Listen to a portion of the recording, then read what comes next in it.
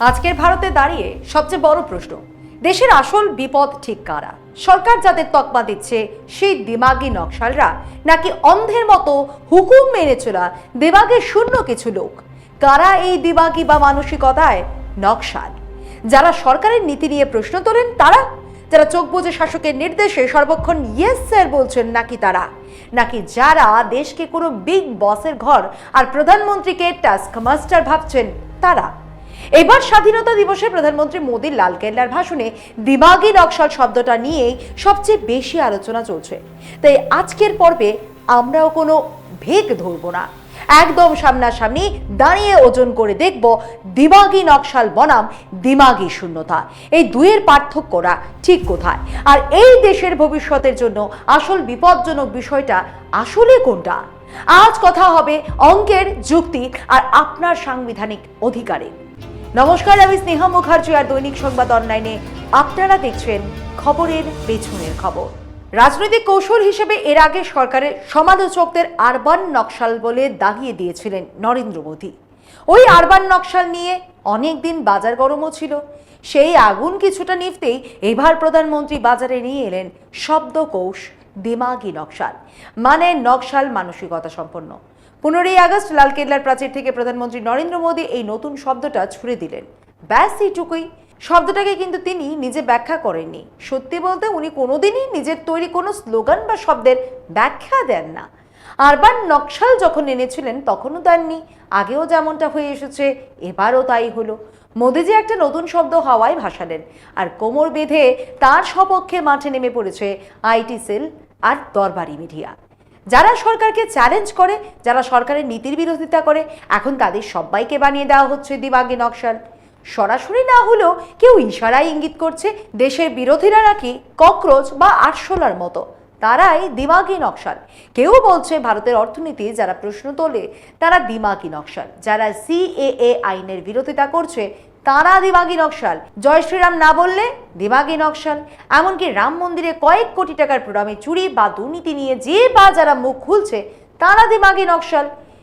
এদেরকে কে বোঝাবে যে ভিন্ন মতে একটি প্রজাতন্ত্রে গণতন্ত্রের প্রাণ সঞ্চার করে? খবরের পেছনের খবরটা কিন্তু অন্য জায়গায়। কয়েকদিন পর হয়তো দেখা যাবে স্বরাষ্ট্র মন্ত্রক সংসদে দাঁড়িয়ে হাসি মুখে বলে দিচ্ছে, আমাদের সরকারি খাতায় দিমাগি নকশাল বলে তো কোনো শব্দের অস্তিত্ব নেই। অবাক হচ্ছেন?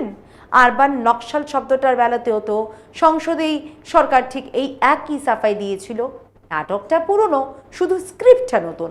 তবে একটা জিনিস আপনি মাথায় ঢুকিয়ে নিন, রাষ্ট্রীয় শাসকের সব নির্দেশ যদি না মানেন তবে আপনার কপালে দিমাগি নকশাল তকমা সেটে দেওয়া হবে। এই তকমা নেওয়ার দৌড়ে অবশ্য কংগ্রেসের প্রাক্তন স্বরাষ্ট্রমন্ত্রী পি চিদাম্বরম নিজেই সবার আগে লাফিয়ে উঠেছেন। এক্সে তিনি টুইট করে লিখেছেন, হ্যাঁ আমি গর্বের সঙ্গে বলছি আমি দিমাগি নকশাল। চিদাম্বরমের মন্তব্যের পরেই ময়দানে নেমে কিরেন রিজিজু পাল্টা টুইট করে লিখেন, না না আপনি ডিসকোয়ালিফাইড। প্রধানমন্ত্রী মোদীর এই দিমাগি নকশাল মন্তব্য বিরোধীদের উদ্দেশ্যে ছিলই না। তাহলে প্রশ্নটা থেকেই যাচ্ছে, কাদের উদ্দেশ্যে ছিল এই মারাত্মক তীর? আচ্ছা, এবার সরাসরি আপনাদের শোনাই প্রধানমন্ত্রী মোদীর সেই মূল ভাষণের অংশটি, যেখানে উনি লালকেল্লার মঞ্চ থেকে প্রথমবার এই দিমাগি নকশাল শব্দটা উচ্চারণ করেছিলেন। মোদীজি মাথায় জমকালো পাগড়ি পরে তার সেই চেনা ভঙ্গিতে দেশবাসীকে উদ্দেশ্য করে কি বলেছেন শুনুন। देश की सत्ता में माओवादी सोच के लोग गलियारों में अपनी जगह बना करके बैठे थे, लेकिन दिमागी नक्सल मौके की तलाश में है। हिंसा अराजकता के वो रास्ते खोज रहे हैं, समाज को गलत राह पर घसीटने के लिए भांति भांति के दांव कर रहे हैं। কথাগুলো শুনতে তো বেশ গুরুগম্ভীর আর জাতীয় নিরাপত্তার পক্ষে জরুরি বলেই মনে হচ্ছে, তাই না? কিন্তু এখানেই তো আসল খবরের পেছনের খবর। কাদের দিকে ইঙ্গিত করছেন প্রধানমন্ত্রী? আসল দিমাগি নকশাল ঠিক কারা? তবে কি মোদিজি সেই সব তরুণ প্রজন্মকে দিমাগি নকশাল বলছেন যারা মিমে কিংবা রিলসে হালকা হাসির ছড়ে সরকারের ভুল নীতি নিয়ে প্রশ্ন তোলে? নাকি সেই সব ইউটিউবার আর কন্টেন্ট ক্রিয়েটারদের কথা বলছেন যারা কৌতুক আর ব্যঙ্গ দিয়ে সরকারের কাজকর্মের সমালোচনা করে? নাকি নিট পরীক্ষার জালিয়াতির বিরুদ্ধে লড়াই করে লক্ষ লক্ষ পরীক্ষার্থীর ন্যায় বিচারের দাবিতে রাজপথে নামা অভিজিৎ দীপকে, সৌরভ দাস কিংবা আশুতোষ রাঙ্কাদের মতো যুবকদের তিনি দিমাগি নকশাল তকমা দিচ্ছেন?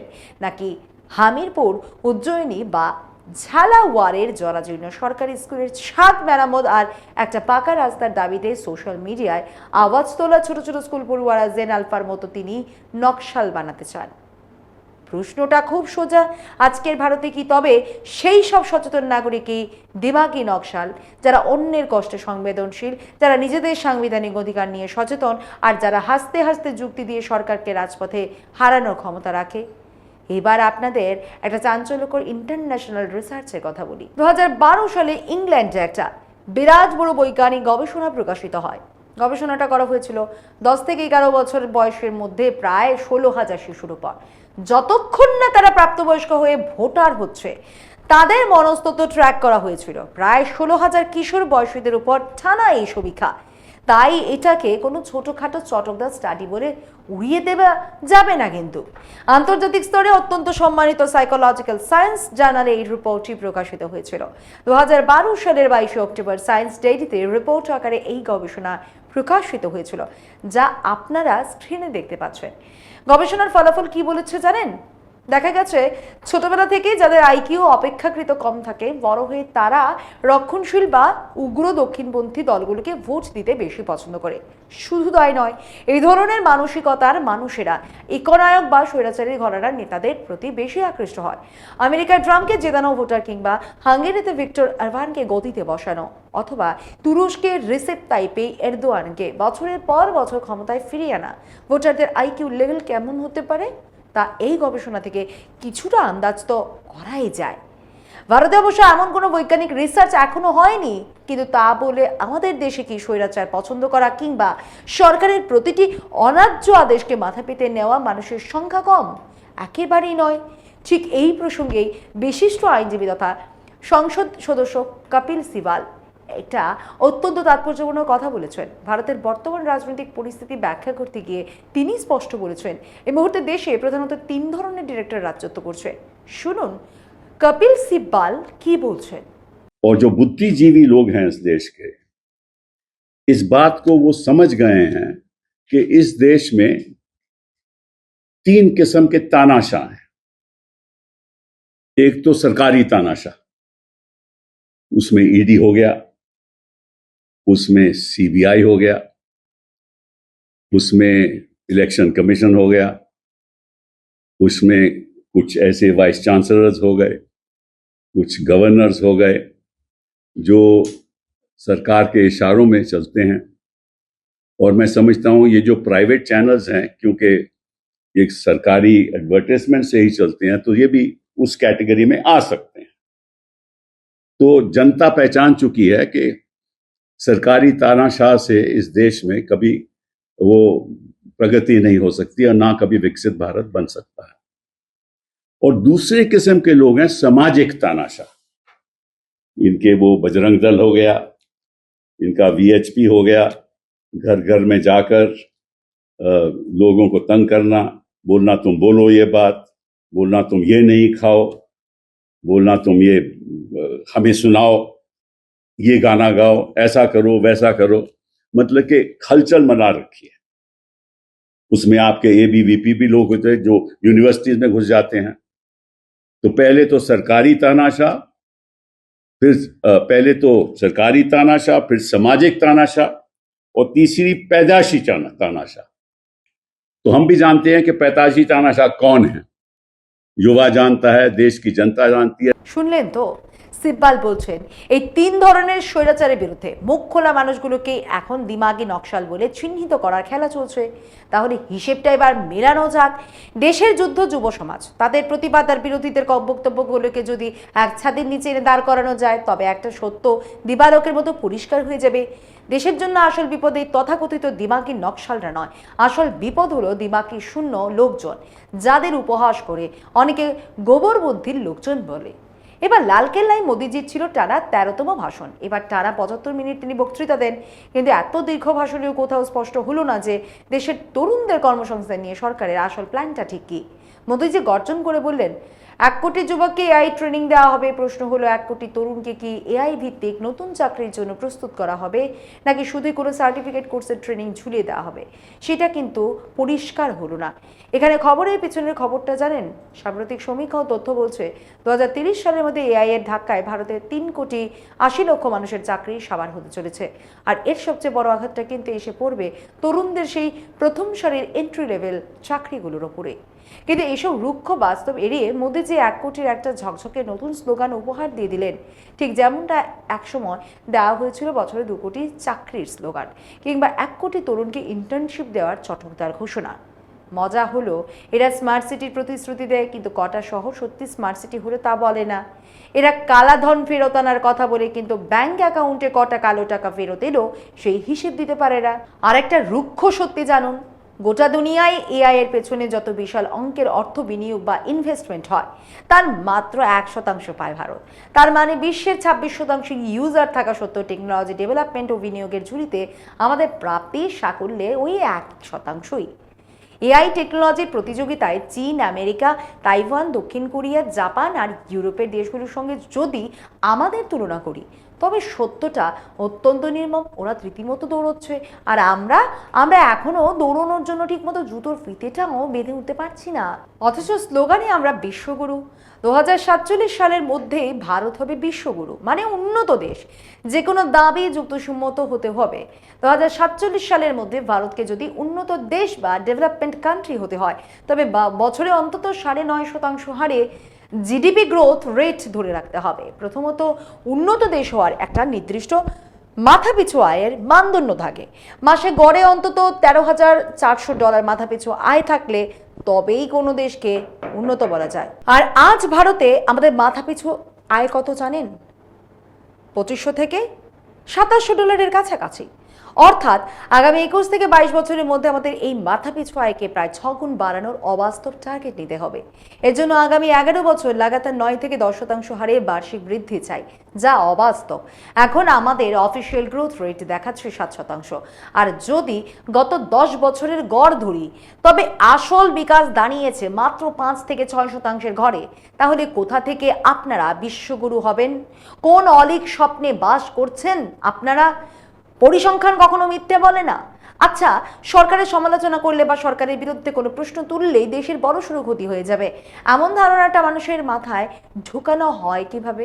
একটা বিষয় লক্ষ্য করেছেন? যুগের পর যুগ ধরে রাজনৈতিক নেতারা একটাই চাতুরি করে আসছেন, তারা সরকার আর দেশ এই দুটো সম্পূর্ণ আলাদা জিনিসকে এক পাল্লায় এনে দাঁড় করাতে চান। ইতিহাসের পাতা উল্টালে দেখতে পাবেন ইন্দিরা গান্ধীর সময়ও ঠিক এই একই খেলা হয়েছিল। সেই যে বিখ্যাত slogan India is Indira, Indira is India, অর্থাৎ ইন্দিরার বিরোধিতা করা মানেই নাকি দেশের বিরোধিতা করা। 1975 সালে সেই প্রথম জরুরি অবস্থার দিনগুলোর কথা ভাবুন। তখন ইন্দিরা সরকারের বিরুদ্ধে সামান্যতম প্রতিবাদ জানালেই কপালে জুটে যেত অ্যান্টি ন্যাশনাল তকমা। আর আজকে দেশের এই তথাকথিত দ্বিতীয় অঘোষিত জরুরি অবস্থার সময়ও কি ছবিটা এক চুল বদলেছে? আজ সরকারের কোনো নীতির বিরুদ্ধে প্রশ্ন তুলুন, রাজপথে আন্দোলন করুন, অমনি আপনার উপর চেপে বসবে দেশদ্রোহিতার মামলা, রাষ্ট্রদ্রোহিতা কিংবা ইউপিপি এর মতো কঠোর সন্ত্রাসবাদী আইনের খাড়া ছুড়ে দেওয়া হবে আপনার দিকে। সাম্প্রতিক দুটো উদাহরণ দিই। নম্বর 1, সোনম ওয়াংচুক। কোনো নির্দিষ্ট মামলা বা প্রমাণ ছাড়াই তাকে প্রায় 6 মাস জেলে আটকে রাখা হয়েছিল। নম্বর 2, ছাত্রনেতা ওমর খালিদ ও শারজিল ইমান। প্রায় 6 বছর ধরে জেলের অন্ধকার ঘরটায় পড়ছেন তারা। 15ই আগস্টে শতাধিক মানবাধিকার কর্মী, লেখক, চিত্র পরিচালক, সাংবাদিক এবং শিক্ষাবিদ প্রধান বিচারপতি সূর্যকান্তকে চিঠি লিখে এদের দীর্ঘ কারাবাসের বিষয়ে হস্তক্ষেপের আহ্বান জানিয়েছেন। আসল উদ্দেশ্যটা কখনোই বিচার করা ছিল না, আসল উদ্দেশ্য ছিল চরিত্র হনন। কাউকে সমাজ আর মিডিয়ার চোখে ভিলেন বানাতে চাইলে রেডিমেড কিছু ব্র্যান্ডিং ছুড়ে দাও, আরবান নকশাল, টুকরে টুকরে গ্যাং, বিদেশি অর্থপুষ্ট, চীনা এজেন্ট কিংবা সিআইএ এর দালাল, ব্যাস একবার দেশ বিরোধীর তকমা লাগিয়ে দিতে পারলেই তো সরকারের সব দায়বদ্ধতা শেষ, আর কোনো কৈফিয়ত দিতে হয় না। স্বৈরাচারী ক্ষমতার কাছে দেশ বিরোধী তকমাটা হলো আসল ব্রহ্মাস্ত্র। প্রথমে ব্রিটিশ রাজ এই খেলা খেলেছিল, তারপর কংগ্রেস সরকার এই কাজ করলো, আর আজ মোদী সরকার ঠিক সেই একই প্লে বুক অক্ষরে অক্ষরে ক্যাটালগ বানিয়ে প্রয়োগ করছে। কিন্তু ইতিহাস সাক্ষী আছে, তৎকালীন সরকার যাদের দেশবিরোধী বলে মুখ বন্ধ করতে চেয়েছিল, দিনের শেষে তারাই কিন্তু এই দেশের আসল দেশপ্রেমিক হিসেবে প্রমাণিত হয়েছে। আসল এই ৮০তম স্বাধীনতা দিবসে আমরা সবাই মিলে অন্তত একটা সংকল্প নেই, আগে ভালো করে বুঝি যে এই দেশবিরোধী কথাটার আসল অর্থ কী, আর বাস্তবের আসল দেশপ্রেমিক বা জাতীয়তাবাদী বা ঠিক কারা। নাম্বার 1, অ্যান্টি ন্যাশনাল বা দেশবিরোধী শব্দের কোনো আইনি সংজ্ঞা নেই। ভারতের সংবিধানে কিংবা দেশের কোনো আইন গ্রন্থে অ্যান্টি ন্যাশনাল বলে কোনো পরিভাষার অস্তিত্বই নেই। যখন বিপক্ষের কাছে আসল কোনো তথ্য বা যুক্তি থাকে না, তখন প্রতিপক্ষের কণ্ঠ স্তব্ধ করতে এই ধরনের স্ল্যাং হাওয়াতে ছুড়ে দেওয়া হয়। সরকার আর অনুগত মিডিয়া জোট বেঁধে বিরোধীদের গায়ে এই তকমা সেঁটে দেয়। ঠিক একই ফর্মুলা ব্যাপকভাবে ব্যবহার করা হতো হিটলারের নাৎসি জার্মানিতে। একটা মিথ্যেকে 100 বার বলো, বারবার আওড়াতে থাকো, যাতে সেই মিথ্যে চাই একদিন সত্যি হয়ে যায়, আর আসল সত্যিটা মিথ্যে হয়ে ধামাচাপা পড়ে যায়। ঠিক এই চক্রান্তের কারণেই আজ সাধারণ মানুষের কাছে JNU মতো শিক্ষায়তনকে বানিয়ে দেওয়া হয়েছে একটা দেশবিরোধী বিশ্ববিদ্যালয়।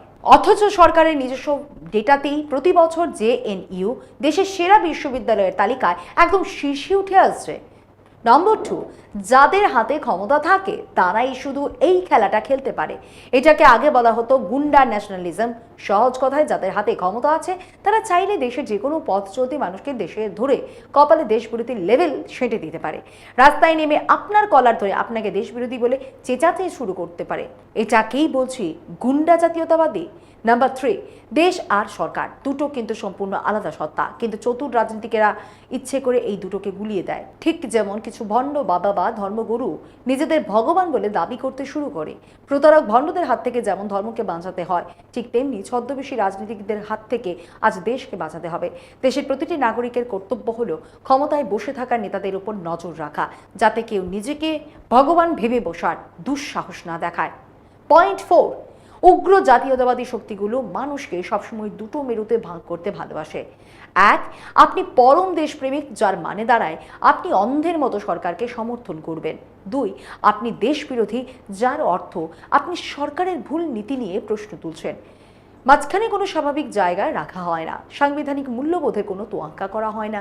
অথচ সুস্থ স্বাভাবিক গণতন্ত্রে সরকারের বিরোধিতা করা আর দেশপ্রেম দুটো সমান্তরালভাবে চলে।